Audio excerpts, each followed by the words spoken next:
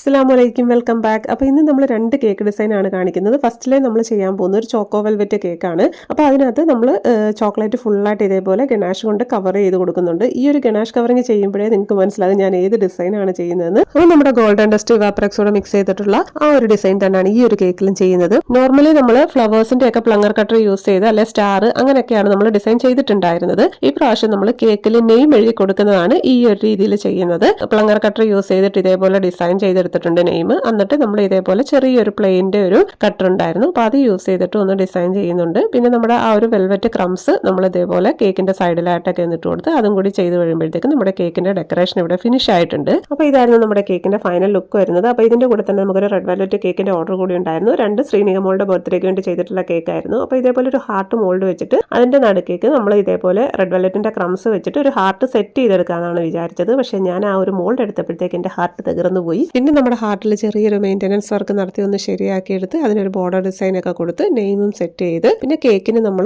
ആ ഒരു നോസിൽ വെച്ച് തന്നെ ഒരു ബോർഡർ ഡിസൈനും കൊടുത്തിട്ടാണ് ഫിനിഷ് ചെയ്തെടുക്കുന്നത്. അപ്പോൾ ഇതായിരുന്നു നമ്മുടെ ഇന്നത്തെ 2 കേക്ക് ഡിസൈൻ. ഈ ഡിസൈൻസിൽ നിങ്ങൾക്ക് ഏറ്റവും ഇഷ്ടപ്പെട്ടത് ഏതാണെന്ന് നിങ്ങൾ കമന്റ് ചെയ്യുക. അതേപോലെ തന്നെ നമ്മുടെ ചാനൽ ഫോളോ ചെയ്യാതെ കാണുന്നവരാണെങ്കിൽ ഫോളോ ചെയ്യാൻ മറക്കണ്ട. വീഡിയോസ് ഒക്കെ നിങ്ങൾക്ക് ഇഷ്ടപ്പെടുന്നുണ്ടെങ്കിൽ വീഡിയോ ലൈക്ക് ചെയ്യാനും അതേപോലെ തന്നെ നിങ്ങളുടെ ഈ ഒരു ഡിസൈൻസ് ഒക്കെ ഒന്ന് ട്രൈ ചെയ്ത് നോക്കിയിട്ട് നിങ്ങളുടെ ഫീഡ്ബാക്ക് അറിയിക്കുക. ഇൻഷാല്ലാ നല്ലൊരു വീഡിയോ ആയിട്ട് വീണ്ടും കാണാം. Thank you for watching.